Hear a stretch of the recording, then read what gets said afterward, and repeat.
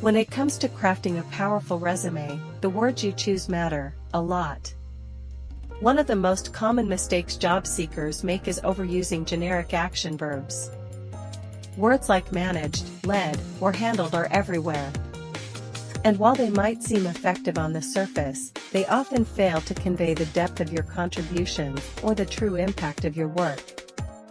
These verbs are vague, overused, and, frankly, forgettable.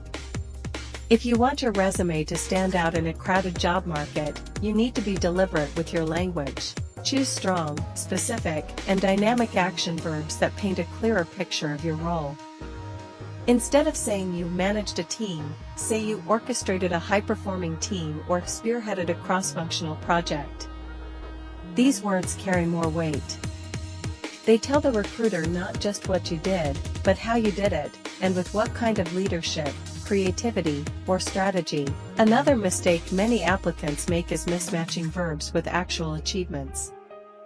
A resume shouldn't just list responsibilities, it should highlight results.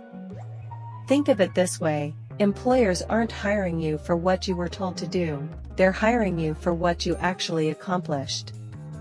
That's why it's important to use impactful verbs like achieved, exceeded, generated, or accelerated. These choices signal success and measurable outcomes.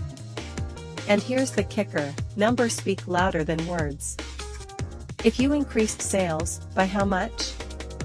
If you led a project, what was the result? When you combine strong verbs with quantifiable data, like boosted revenue by 35% or cut processing time by 50%, your resume transforms from a plain document into a compelling story of value and achievement. So, the next time you update your resume, remember this: every word is a chance to show what sets you apart.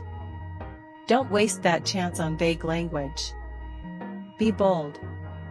Be specific. And let your accomplishments do the talking.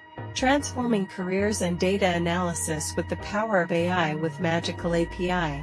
www.magicalapi.com